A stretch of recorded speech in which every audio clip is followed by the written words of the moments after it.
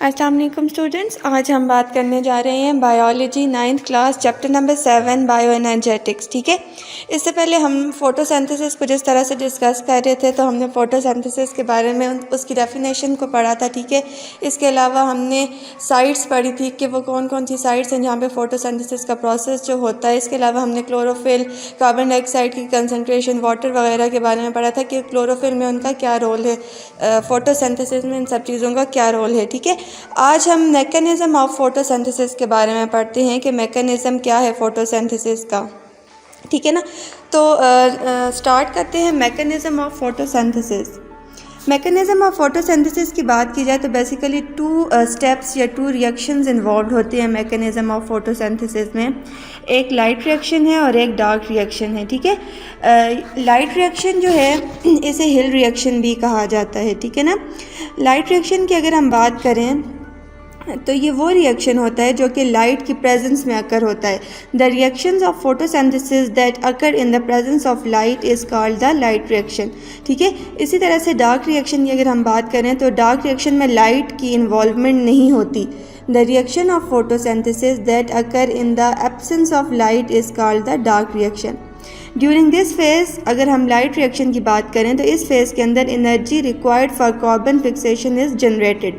इस फेज़ में क्या होता है कि एनर्जी जो है रिक्वायर्ड होती है कार्बन फिक्सेशन के लिए। ठीक है ना, लाइट रिएक्शन जैसे कि नाम से जाहिर है कि उसमें लाइट इन्वॉल्व होती है रिएक्शन के लिए, जबकि डार्क रिएक्शन में लाइट इन्वॉल्व नहीं होती। ठीक है, डार्क रिएक्शन में कार्बन डाइऑक्साइड की वजह से ये रिएक्शन जो है वो होता है। इस तरह से हम 1 बाय 1 दोनों रिएक्शंस के बारे में पढ़ेंगे। पहले हम लाइट रिएक्शन के बारे में पढ़ते हैं।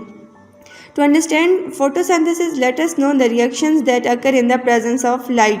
हमें उन रिएक्शंस को अंडरस्टैंड करना चाहिए पहले जो कि लाइट की प्रेजेंस में होते हैं। जैसे ऑक्सीडेशन एंड रिडक्शन प्रोसेस, आप पहले एक टॉपिक पढ़ चुके हैं ऑक्सीडेशन एंड रिडक्शन वाला। ठीक है, दोबारा से रिवाइज कर लेते हैं ऑक्सीडेशन क्या है और रिडक्शन क्या है।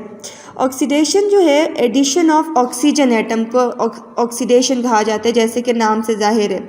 इसके अलावा एडिशन होती है ऑक्सीजन की, रिमूवल होती है हाइड्रोजन एटम की और रिमूवल होती है इलेक्ट्रॉन की एटम से। ये हमारे पास ऑक्सीडेशन होती है। ठीक है, और अगर हम रिडक्शन की बात करें तो रिडक्शन में रिमूवल होती है ऑक्सीजन की, उससे ऑपोजिट प्रोसेस हो जाता है ऑक्सीडेशन से।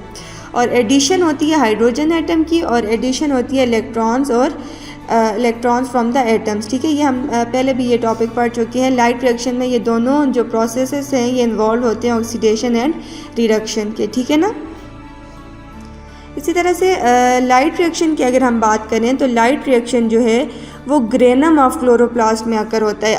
आपने क्लोरोफिल पढ़ा, क्लोरोप्लास्ट पढ़ा। ठीक है, क्लोरोप्लास्ट में ग्रेनम के बारे में आपने पढ़ा था। ठीक है, ग्रेनम जो थाइलाकॉइड्स की फॉर्म में जो स्टेक्स होते हैं उन्हें ग्रेनम कहा जाता है। ठीक है, अब ये जो लाइट रिएक्शन होता है ये ग्रेनम में आकर होता है, ग्रेनम ऑफ द क्लोरोप्लास्ट में आकर होता है। ठीक है, क्लोरोफिल मॉलिक्यूल अब्जॉर्ब लाइट। इसमें क्या होता है, जो क्लोरोफिल मॉलिक्यूल हैं वो लाइट को अब्जॉर्ब करते हैं लाइट रिएक्शन के अंदर, क्योंकि लाइट इन्वॉल्व है।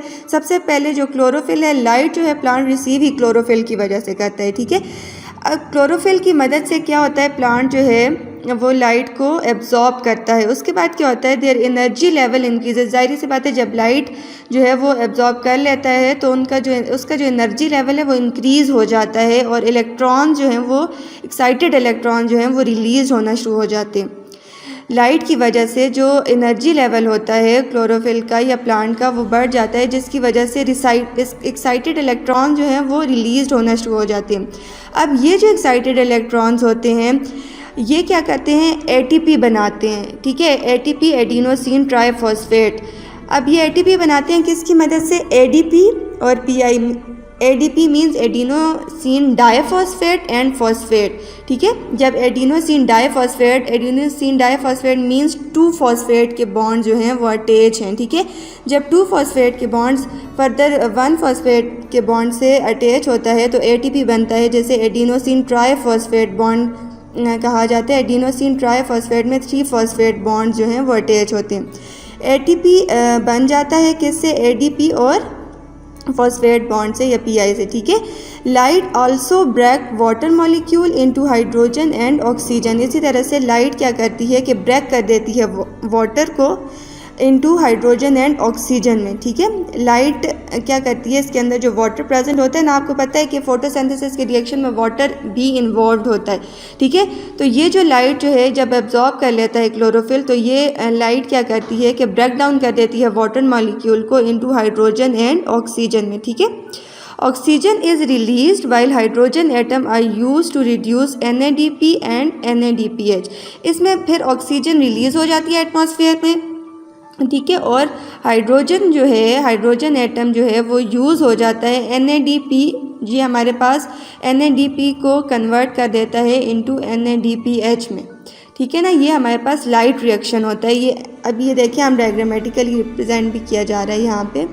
लाइट रिएक्शन की अगर हम बात करें, एक तो ग्रेनम ऑफ द क्लोरोप्लास्ट में अकर होता है, ठीक है, सनलाइट इन्वॉल्व है, ADP ये एनर्जी बॉन्ड्स हैं, ठीक है, ADP plus phosphate plus NADP, ठीक है, और वाटर जो है ये इन्वॉल्व होता है, ये रिएक्टेंट होते हैं, ठीक है, या सबस्ट्रेट होते हैं, ठीक है।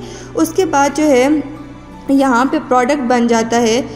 अब सनलाइट क्या करती है, ADP plus Pi excited electron के रिलीज़ होने से एडिनोसिन ट्राईफॉस्फेट जो है वो बनता है, वो प्रोड्यूस होता है एज अ बाय प्रोडक्ट। और वो जब वाटर मॉलिक्यूल ब्रेक डाउन होता है तो उसका जो हाइड्रोजन एटम है वो अटैच हो जाता है NADP के साथ, तो वो NADPH बन जाता है, ठीक है, और ऑक्सीजन जो है वो एटमॉस्फेयर में रिलीज़ हो जाती है। ये हमारे पास लाइट रिएक्शन है, ठीक है। इस तरह से अगर हम डार्क रिएक्शन की बात करें तो जैसे मैंने आपको पहले बताया था कि डार्क रिएक्शन में लाइट की इन्वॉल्वमेंट नहीं होती, ठीक है। डार्क रिएक्शन में कार्बन डाइऑक्साइड की मदद से ये रिएक्शन जो है वो फुलफ़िल होता है, ठीक है। अब कार्बन डाइऑक्साइड की अगर हम बात करें, glucose in a series of reaction that occur in the stroma of the chloroplast. ये वाला जो रिएक्शन है ये स्ट्रोमा में होता है। स्ट्रोमा जो फ्लूइड होता है ना क्लोरोप्लास्ट में, उसे स्ट्रोमा कहा जाता है। तो ये जो रिएक्शन है ये स्ट्रोमा में होता है, ठीक है। ATP and NADPH produce in the light reaction. ATP और NADPH जो ये दोनों प्रोडक्ट बने थे ना लाइट रिएक्शन में, ये यूज़ होते हैं इस रिएक्शन में, डार्क रिएक्शन में, ठीक है। The entire reaction from carbon dioxide to production of glucose is observe by American scientist Melvin Calvin. First time ये जो डार्क रिएक्शन है ये ऑब्जर्व किया था किसने, एक अमेरिकन साइंटिस्ट है, उनका नाम है मेल्विन केल्विन, ठीक है। उन्होंने ये रिएक्शन जो है ये फर्स्ट टाइम ऑब्जर्व किया था, ठीक है। And so it is also called the Calvin cycle, और इसी वजह से डार्क रिएक्शन को भी केल्विन साइकिल कहा जाता है, ठीक है। Kelvin receive Nobel prize for this work, और उन्हें इस काम की वजह से नोबेल प्राइज़ भी मिला था। ये हमारे पास डार्क रिएक्शन है, ये आप डायग्राम के ज़रिए देख सकते हैं। देखिए वो प्रोडक्ट जो हमारे पास ATP और NADPH जो लाइट रिएक्शन में बने थे वो यहाँ पे यूज्ड होते हैं। इसके अलावा कार्बन डाइऑक्साइड यूज़ हो रहा है, कार्बन डाइऑक्साइड, और फिर हमारे पास as a result ATP break down हो जाता है, ठीक है। ATP ब्रेक डाउन हो जाता है इनटू ADP प्लस PI में, और इसकी वजह से एनर्जी रिलीज़ होती है, ठीक है। एनर्जी रिलीज़ होती है। इसके बाद जो NADPH था उसका जो हाइड्रोजन है वो वहाँ से पहले अटैच हुआ था, ठीक है, वाटर से।